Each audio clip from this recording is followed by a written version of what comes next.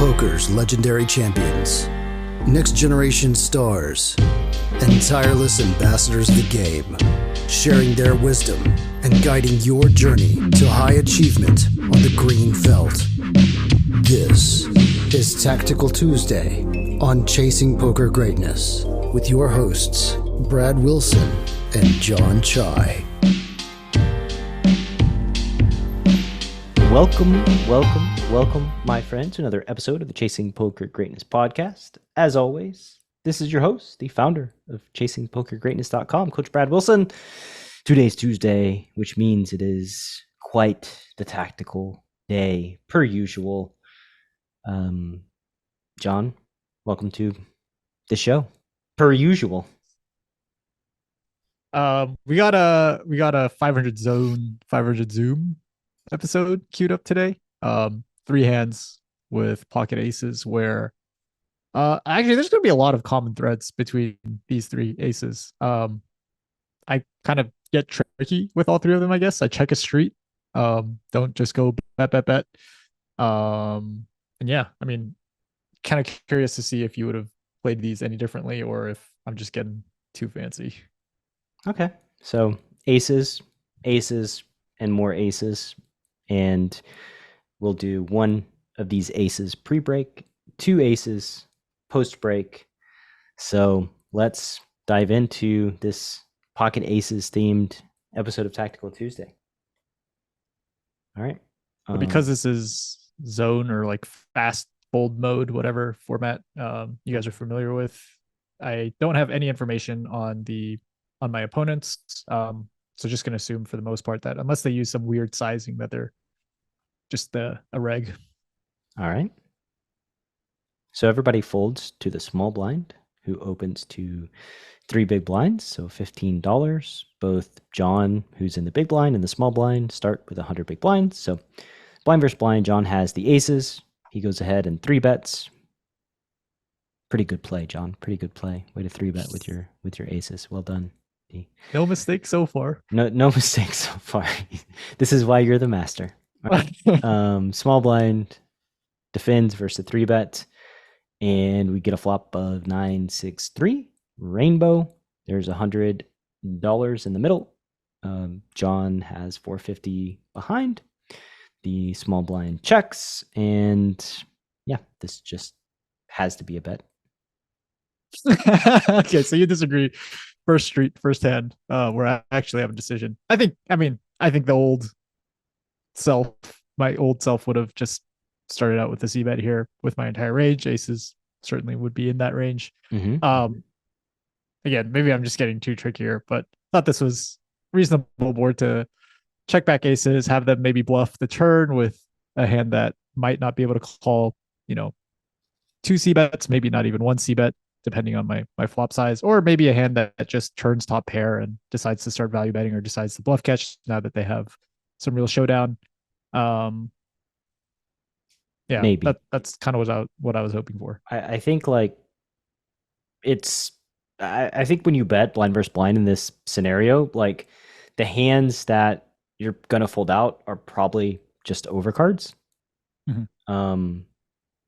The offsuit variety, like I think that 75% of the suited variety just calls the flop c-bet because they have some form of backdoor flush draw as well as like backdoor straight draw.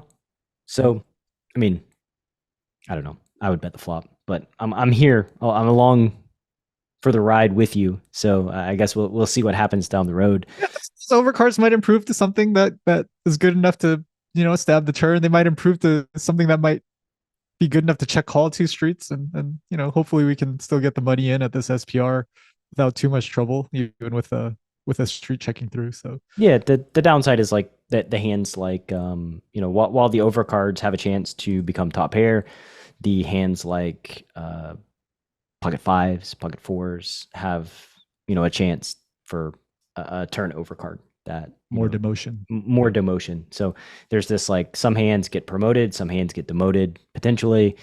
I also think like I guess villain can start blasting turns and rivers, trying to fold out the like ace high in your range that checks back here in a 3-bet pot. But yeah, I'm hoping for that a little bit too. Yeah. Hey man, I'm capped. Please take advantage of me. Okay. So you check, turns the 10 of clubs.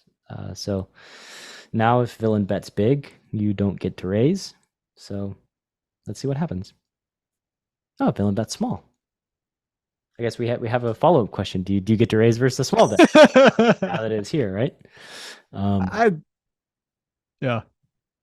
I said yes. You said I yes. think there's enough. Yeah, I think there are enough draws, and Pair plus draw. this is just it's just kind of like a catastrophe to potentially let them realize a ton of equity with for such a small price. I think again, I agree with you. I think if I'd face the big size, like 75% plus, would just continue with the call with my aces. But facing this size, think that there's enough stuff that that he could be stabbing that would be willing to call a raise.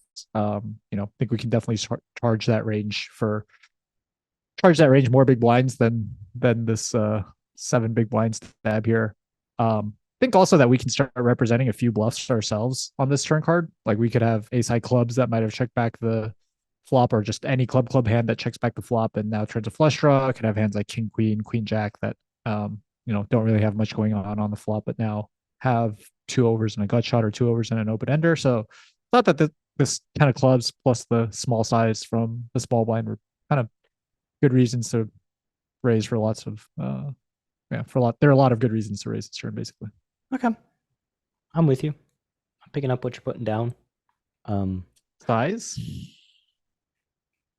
Probably bigger than this. So you choose to raise 3x, it looks like. I think probably like 3 or 4 big blinds more. 135-ish, something like that. Mm-hmm. But, whatever. Kind of splitting hairs a little bit there as it relates to the sizing difference. Yep. Villain goes ahead and calls. I guess one thing is like you're trying to rep like queen jack, king queen. What's like that small size? I guess is your sizing preference with flush draws and like gut shots and overs and those categories of hands.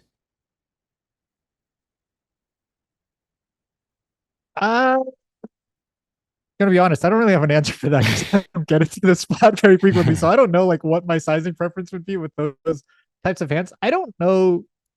I might just like have this be my raise size for like all the hands that I decide to raise on the turn. I think this is just what I would go with for my entire raising range on the turn. The one thing about it for me is like it looks like it could be like mergy, like Jack 10, Queen 10, King 10, raising to like check back the river a lot.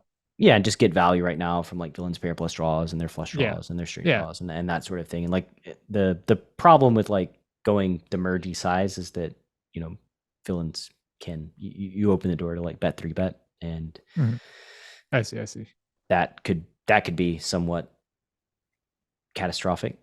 So go a little larger, give off the impression that I'm going polar, and then get bet 3-bet less frequently, which is kind of good for us, right? It makes it so that we have less of a headache with hands like this, or even hands like Jack 10.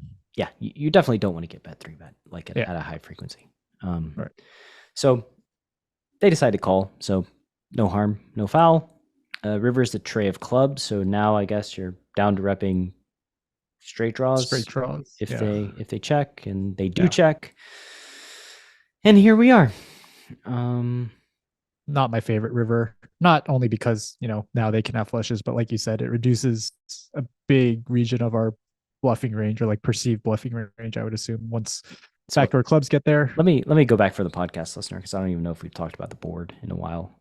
The flop was 9-6-3 rainbow. The turn was the 10 of clubs putting up a backdoor flush draw, and the river was a tray of clubs. So it pairs the bottom card and completes the backdoor flush. I think you probably don't have a choice. You just jam. I don't see any other real option here with aces. Like they're gonna have flushes, but the tray counterfeits like 9-10. Good and bad river card. You have like a lot of okay. So I think that it's from villain's perspective. It seems to be more likely that you would have straight draws that raise the turn like a number of straight draws instead of backdoor flush draws, because backdoor flush draws you can start c betting on the flop quite regularly. So that could potentially villain could see that like, okay, like they're gonna have backdoor straight draws here as well, like because king jack, queen jack, king queen, like they can check back the flop at a decent clip and then just raise the turn and basically have bluffs on the flush completers as well. So anyway, I think like you can get called by 10x here. I would not really be like, it would actually shock me if 10x folded to a jam on the river. Yeah, me too. Like the 10x that is strong enough to call a raise. So go ahead, jam. Hopefully get called by some 10x and maybe we counterfeited some 10-9. Yeah. Whoa. And villain shows up with the queen 9 of diamonds. So that's a hand. Good for them. So kind of going back to the flop, I'm just going to say it doesn't matter what you do on the flop. You're going to stack queen 9 here. Like no matter if you bet the flop or check the flop when they flop. You think queen 9 just goes call, call, call? I mean, this feels like more atrocious. Yeah, if you're going to call this line, call versus this line, you probably just call 3 bets. You called versus flop, check back, turn, raise, river, jam on the flush completer with second pair. So I'm pretty sure that flopping top pair probably not going to be folding at any point in this hand. Hey, maybe the flop check back just bamboozled him so hard that it caused this short circuit. Yeah, maybe. That's what I'm going to go with. All right. So John's going to go with the bamboozle comment. I'm going with there's not a world where you don't stack this villain in this exact situation, unless you do something like not raise the turn. I guess that would be the path to not stacking them. Okay. Well, with hand number 1 in the books and 1 stack on John's side, can't really say whether checking the flop or betting the flop was better. You still stacked them. So coming up, hands 2 and 3 where you have pocket aces again and again. Stick around after the break. Let's see if John screws anything up. For what it's worth, I sure hope so. Never. The decision to enter a hand is fundamental to poker strategy. Too tight, and they know what you have. Too loose, and you're easy to run over. Preflop Bootcamp from Chasing Poker Greatness is a comprehensive guide to locking down your preflop game and creating true range advantage. 8 days of guided training, over 60 optimal ranges, and access to a dedicated community of players that will push your preflop game from a place of weakness to your greatest strength. Go to chasingpokergreatness.com/bootcamp. Available now. In a world where a fish dog bets the flop, and you don't know what to do, one man, Coach Brad Wilson, has a surefire plan to neutralize flop leads and rip that dunk to shreds. Nuffle. Available now. Go to chasingpokergreatness.com/nuffle. Rated R. 100 NL player, former Sergeant Elisha Shears.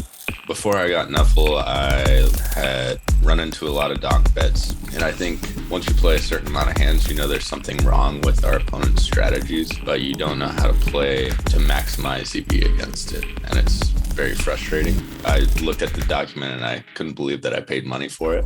I actually doubted that it could provide value because it was so brief, but since then it's repaid me just over and over and over again, and it's one of the most consistent moneymakers built into my strategy that sheds light on just how bad your opponents are. And it took me 20 minutes to perfect it, and it's just amazing. Yeah, I'm speechless. It's just that good. The simplicity of it is part of it being a masterpiece. Nuffle. Go to chasingpokergreatness.com/courses. All right. Welcome back from the break. Here we are, sitting down on the button, 2 aces. Pretty good scenario, I think. Just how we drew it up. Let's dive right into the action. John, you want to break it down for the listener and the viewer? Sure. Cutoff open, 2.5x. I 3-bet. 8 big blinds, $40. Both the blinds fold. Cutoff calls. You go heads up in position to king 9 deuce rainbow. Got aces, so there aren't any bad flops, but this one is, I don't know. This one feels really good for some reason. Hopefully he just has a king and can just go for 3 streets versus king queen or king jack. That's kind of what I'm dreaming of right now. Yeah. It's a good dream. Cutoff checks. It's a good dream. So you start out with half pot here. So unlike the previous hand, you decided to bet the flop. And a half pot too. That's actually an interesting sizing choice here on king 9. Yeah. I think a big part of like my sizing here is that like I think there's so many gut shots, or all the gut shots are going to call half pot. Queen jack, queen 10, jack 10. All the king X is definitely going to call half pot. Probably all the pocket pairs. Maybe like pocket pairs smaller than a 9 start folding. So really like jacks and 10s definitely calling half pot. 9x definitely calling half pot. So I feel like there's just so many hands that we can target now. Yeah, all the gut shots. Just the gut shots are a big part of this. Mm-hmm. So you bet half, villain calls, turns a 9, which not the greatest of cards, not the worst of cards, I guess. I guess a king would be worse. I was planning on checking back the turn anyways quite a bit. I think we actually might have done a hand on Tactile Tuesday about a month ago where I did something similar, except it was in a blind versus blind spot with aces, and just pick up the half pot value from a range that is going to be comprised of lots and lots of gut shots. Once all of those gut shots like brick or don't improve on the turn, give those hands a chance to bluff on the river. So I was planning on checking back a lot anyways. I think once the board pairs with a 9, I'm like slightly more happy to check back. Just most of my value that half pot's the flop. I would actually bet the turn, I think. Oh, you would? Yeah, I think so. I think I think the plan to like check back the turn is good. I think the 9 is a really interesting card because when you check back on the 9, right? Like the out of position villain is going to recognize, or like if they're a thinking reg, they're going to recognize that like you're probably checking back this 9 with like a lot of your king X, possibly aces, like ace king, king queen. Like your the top pair region is going to check back quite often. Yeah. And because this card forces your top pair region to check back quite often, I don't know if you capture a ton of river bluffs. And I also kind of wonder if betting small on the turn can induce when they have their like gut shots or backdoor flush draw type hands, because like the 9 pairing is essentially should be pretty good for their range, and so they have incentive to check raise with like queen jack, queen 10, jack 10. Yeah, I really like that. I think okay, so let me just like backtrack and try to rephrase what you just said. So this 9 pairing on the turn is a very natural card for my value range that half pots the flop to check back on the turn. All my aces, all my king X likely checks back this turn. And because of that, it's much less likely that the queen jacks, the jack 10s, and queen 10s bluff the river, because I just have so much top pair plus that is just a snap call facing a river probe from cutoff. On top of that, if we bet, because so much of my range is expected to check back, or because all my range is just expected to check back on this 9, if I bet small, it almost looks suspicious that like, hey, maybe like I just have way too many bluffs, in the spot, and I'm just going crazy with, just range betting the flop and betting the turn because I have nothing, and that might actually induce a raise from hands that can't call a big bet and hands that might not bluff the river once the turn goes check, those gut shots, namely. Yeah, and I think like it could also be seen like when you bet small on the turn that you're like kind of betting the turn to check back the river fairly regularly too, with like some sort of like top air weak kicker type hand trying to get value from like gut shots or backdoor flush draws or whatever. So essentially, and you I was just gonna say maybe I have king queen and I don't want to face a jam on the river, for river probe size, and so I'm just gonna bet small here and try to check it back. Yeah. Okay. Those are my thoughts. Yeah. I like betting here now too. I really like the thing about like one of my favorite parts of your analysis is just like it's so unbelievable that I would have a value hand that like bets this turn that they might start just like short circuiting and spazzing out with with like lower equity draws or whatever draws that they do have. I think that's something that I would think about if I was in the cutoff. I'd be like, whoa, how can this guy be betting this turn? Like, what is he saying? He has pocket kings, like, King 9 yeah. suited, So basically. yeah, exactly. It's like suddenly it just feels like their value range just has to be so narrow that they have to be over bluffing. Yeah. Yeah. But I check back. Ooh, the 10 of spades. That's a card. So you should be really hoping villain checks. Yep. That's the first thing I'm praying for. Yes. These like gut shot fillers are either like really, really good or really, really bad, right? Either they made second pair with Jack 10 and Queen 10, or they have a straight now with Queen Jack or a boat with pocket 10. Yeah, there's 172 in the middle. Villain has 417 left, and villain, mercifully for John's sanity, decides to check the 10 river. Man, this is We have a really easy decision, right? I'm just gonna stick it in. Yeah, I mean, just hope that they have 10x now that just might call this jam. Hopefully, all the king x calls the jam, and hopefully they bet the river with everything better than aces. Okay, so there you go. John goes for it with the 420. Targeting king x and 10x. Late night special. Villain calls with 2 sevens. That's a spicy meatball call. Holy cow, man! That is 2 hands in a row where we got called lighter than the hands that I was actually targeting. Yeah. Well, having aces is good, folks. That should be the lesson. When you have aces, it tends to be good situations. Wow. So final board there was King 9 deuce 10.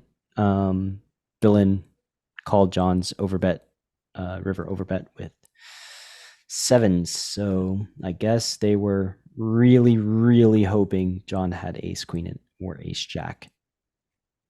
All right. So grand finale hand. John has aces. Surprise, surprise. Looks like he's playing 5-handed. The hijack opens to minimum. The button 3 bets to $35. John has 100 bigs and everybody's got him covered. So John cold 4s to 105, so 21 big blinds. Hijack folds and button gives it the old college call.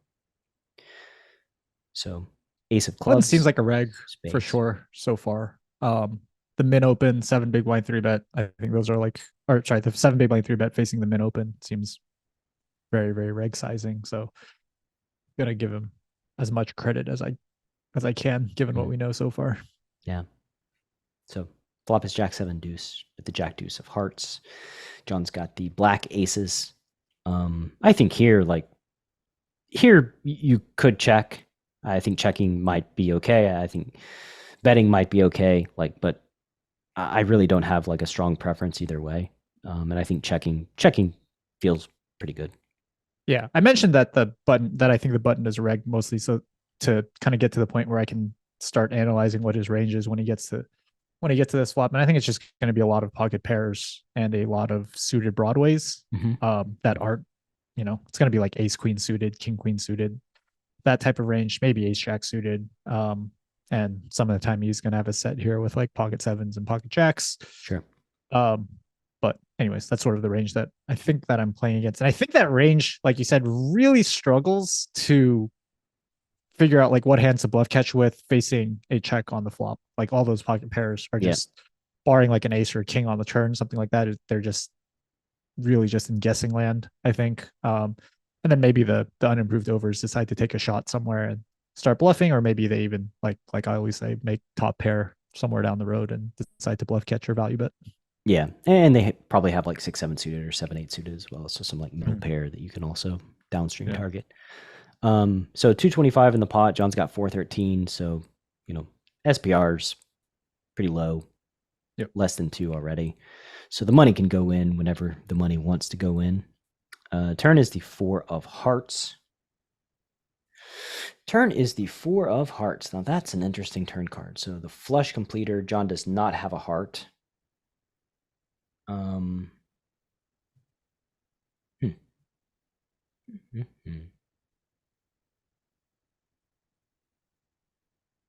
kind of feel like checking the turn might be pretty good too. The only thing that I didn't like about checking the turn was giving all their pocket pairs with a heart, just like a,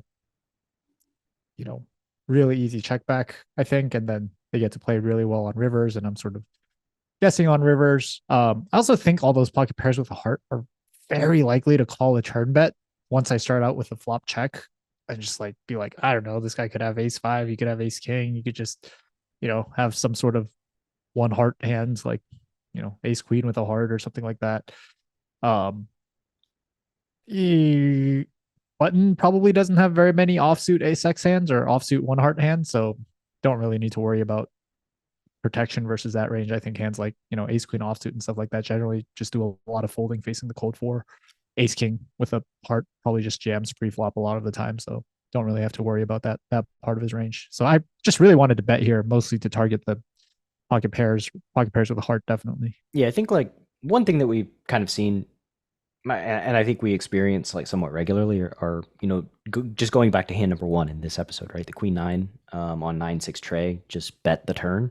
That was a 10 of clubs. I think that like hands like eights and nines and tens just can't help themselves for whatever reason and will stab the turn instead of just like checking back to over realize. So like that's sort of like the push and pull from my perspective is like those hands. You're right, they'll call a bet. I think they'll also like bet themselves at some frequency, and I also wonder too of like our ace king offs with a heart that may just like barrel the turn. Like, does it really need to barrel ace king with a heart? Like, should ace king with a heart bet the turn on this flush completer? I don't know that it should, or I don't know that it does, but you see what I'm saying? Like, so yeah, the bluff hands that you're trying to rep, I don't know if your actions are actually repping those hands in reality. That's my concern. Okay, maybe I'm just repping black ace king then. On the turn. Ace king, not black ace queen. Sorry, that's right. There's some like, or black king queen, right? Just some. Yeah, that's a better one. Yeah. All right. Okay, so like let's just assume that those hands, those pocket pairs, do bet the turn if we check to them, and they also call a bet if we bet the turn. What's the best way to get the money in versus that range then?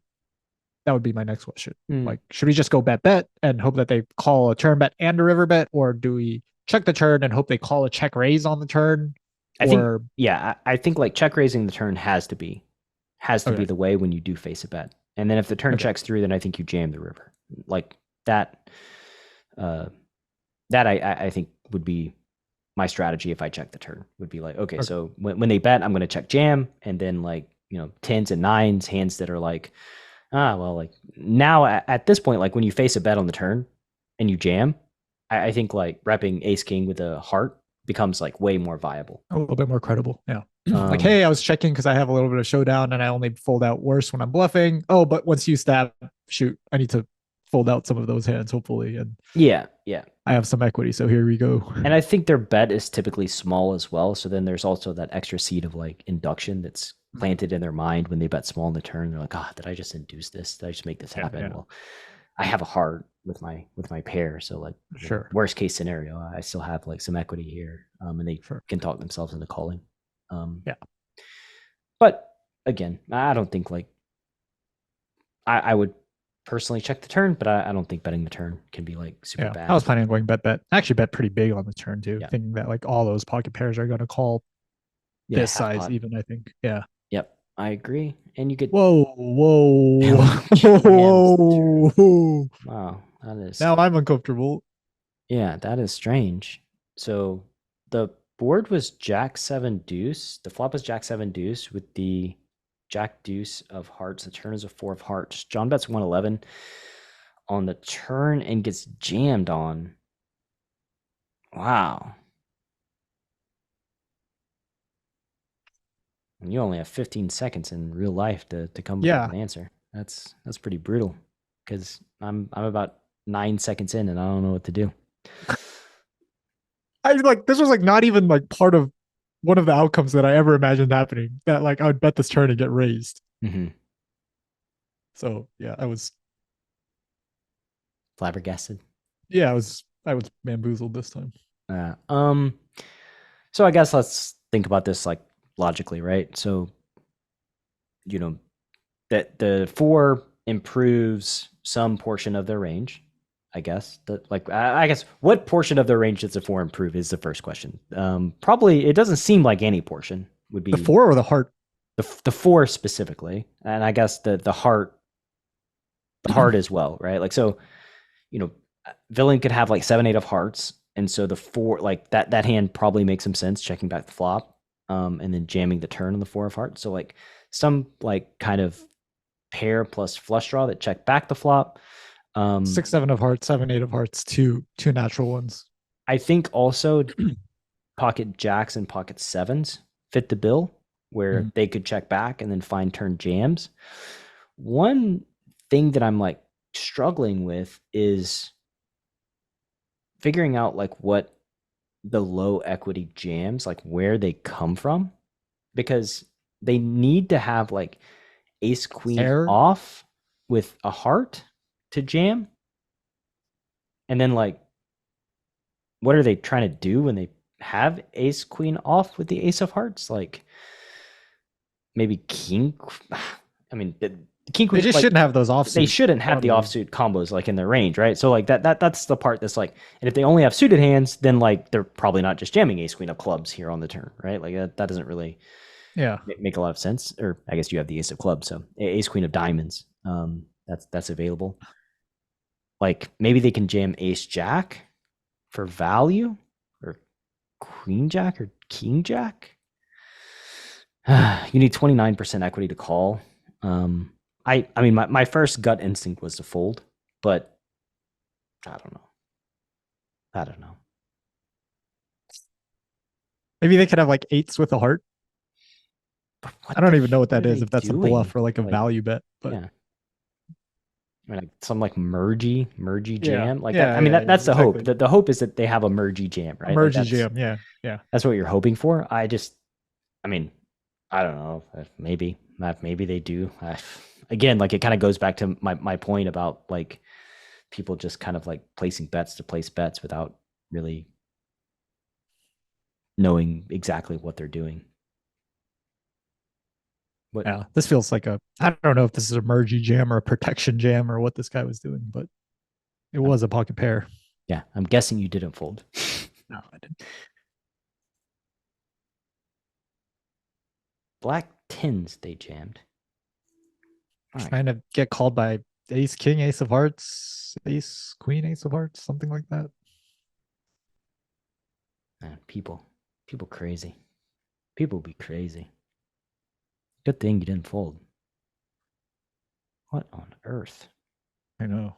Flop check, short circuit. It's a hand that like feels so bizarre that it makes me feel like maybe the button knows something that I don't know. Like, like it just feels like so weird that like, I mean, maybe the button I guess the easiest answer would be that the button is, you know, a white belt, right? That they're a rec player who thinks that I'm like under checking the flop and over stabbing the turn. They're like, oh, he's got a flush draw. I gotta like protect against the flush draw. Yeah. That to me feels like the rationale, and potentially that this villain is the white belt profile more than the reg profile, because this doesn't really it doesn't compute for me with the reg profile.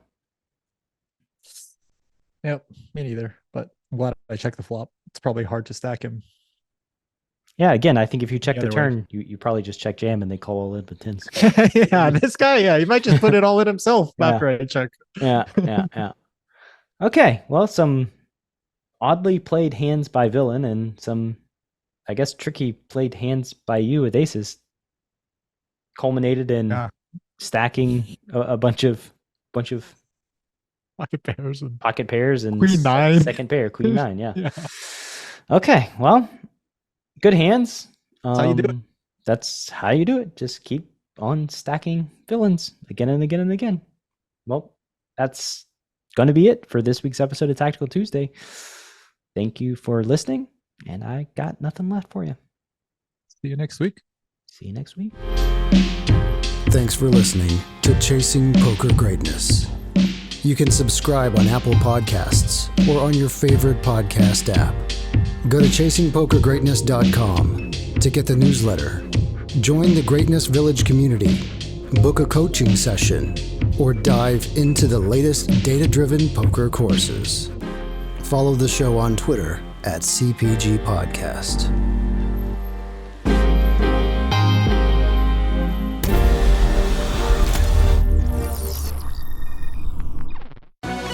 Are you a lone wolf searching for the ultimate pack? The CPG Wolf program is a close-knit brotherhood hell-bent on one thing only: chasing poker greatness. Powered by bleeding-edge wolf strats and led by Coach Brad and his lieutenants, CPG Wolves are systematically prepared for almost any spot they'll encounter on the green felt. If you want to plug into an elite team and have a step-by-step game plan to realize your full poker potential, you can apply at cpgwolves.com. Space is limited, and the pack is only as strong as its weakest member. So only the hungriest, grittiest, and most driven will be accepted into the program. Applications are open at cpgwolves.com.